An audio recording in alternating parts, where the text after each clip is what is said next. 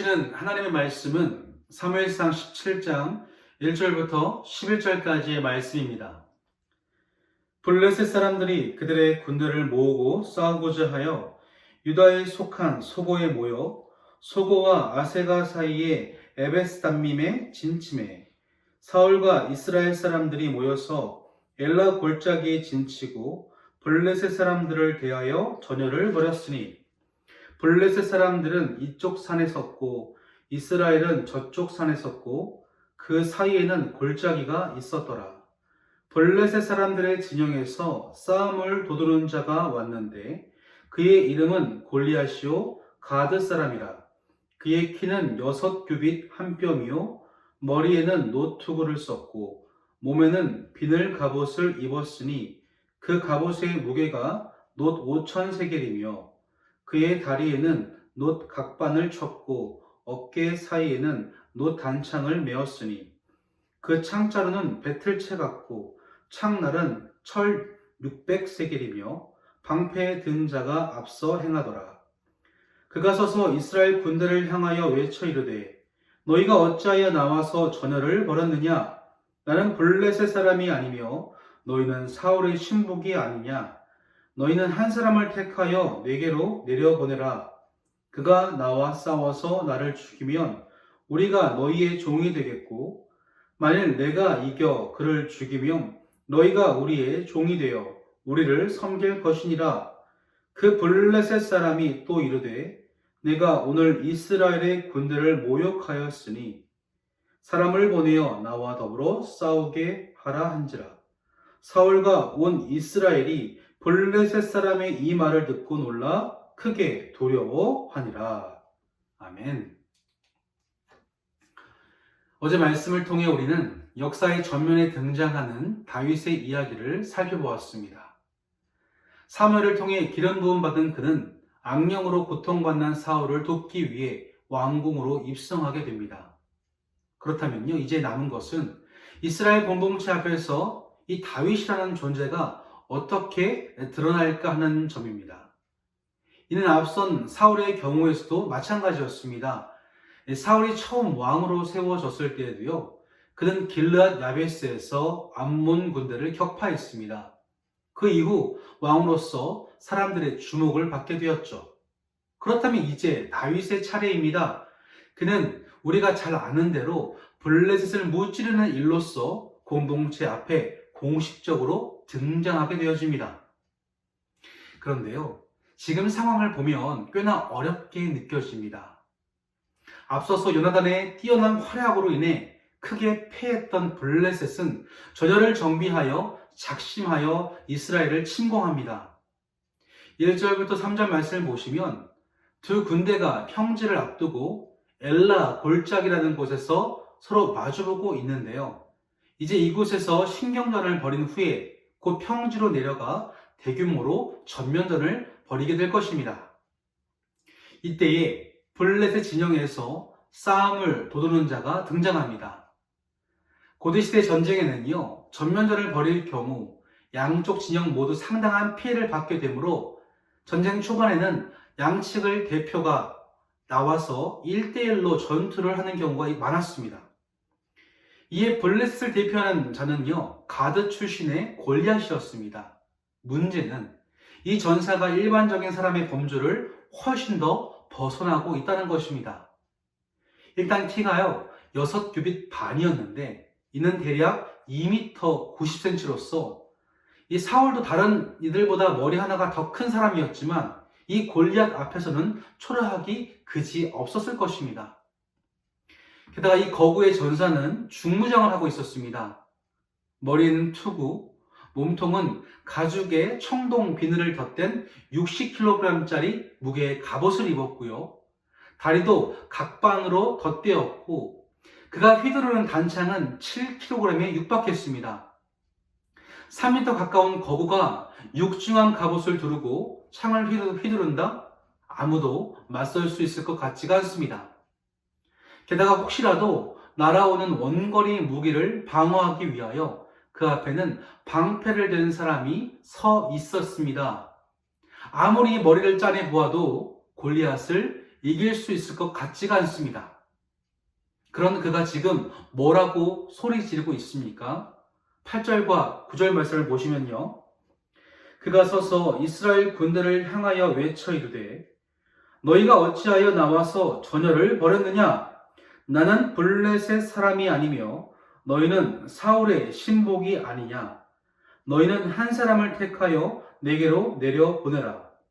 그가 나와 싸워서 나를 죽이면 우리가 너희의 종이 되겠고 만일 내가 이겨 그를 죽이면 너희가 우리의 종이 되어 우리를 섬길 것이니라.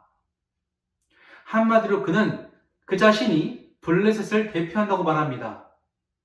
너희는 사울의 신복, 즉 사울의 종이 아니냐는 거죠.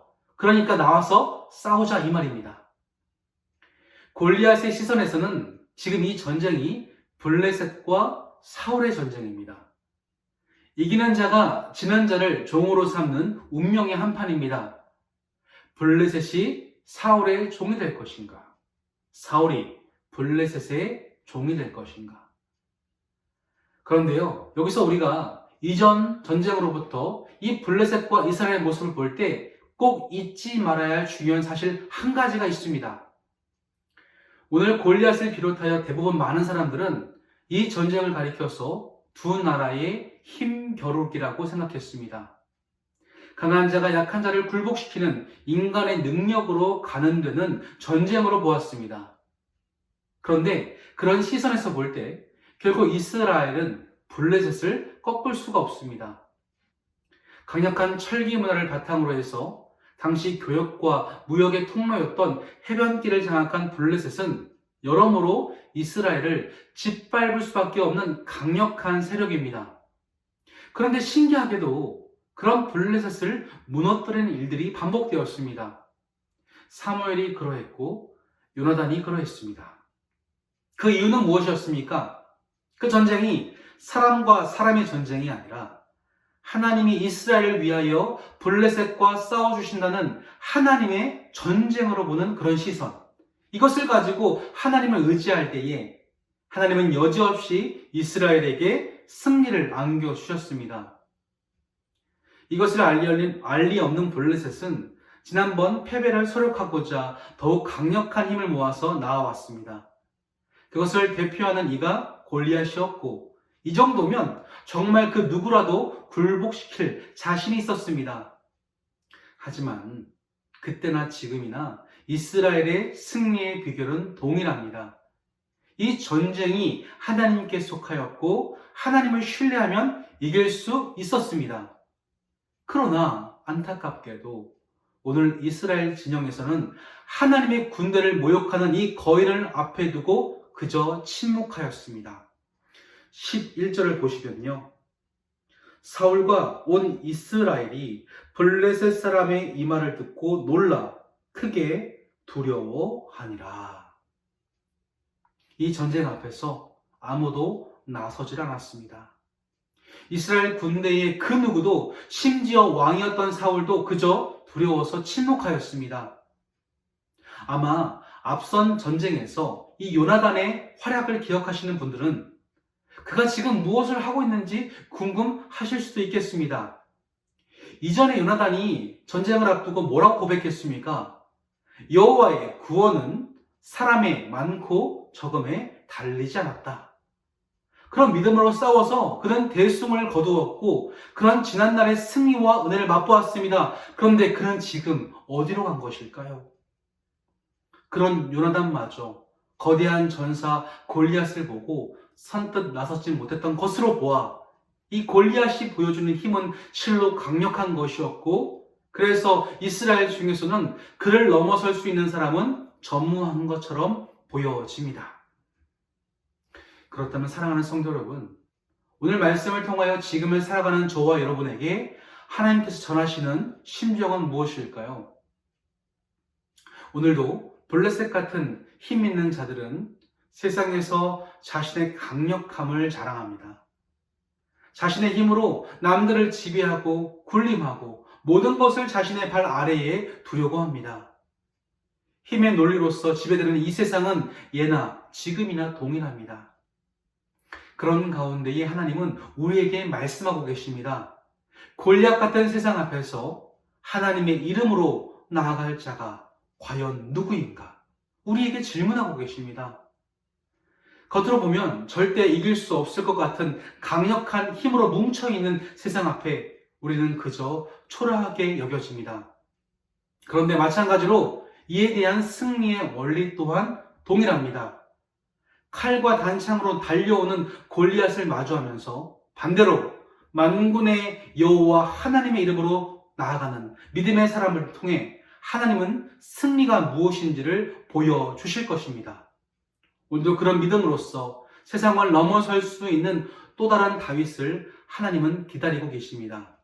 저와 여러분이 오늘 하루 세상을 마주할 때에 두려워하기보다 믿음의 용사로 담대히 승리할 수 있게 되어지기를 주님의 이름으로 간절히 축원합니다. 아멘. 기도하시겠습니다. 전능하신 하나님 아버지, 세상은 지금도 자신의 강함을 뽐내면서 말씀으로 살아내려는 우리 위에 군림하려고 합니다. 하지만 믿음의 사람들은 그 앞에 머리 숙여 굴복하기보다 기꺼이 하나님의 말씀으로 담대히 나아가는 줄로 믿습니다. 그 믿음이 지금 우리에게 필요합니다. 모든 전쟁은 하나님께 속한 것이니 그 하나님을 신뢰하며 말씀으로 하루하루 싸워 승리할 수 있도록 우리를 붙들어 주시옵소서. 예수님 이름으로 기도드립니다. 아멘.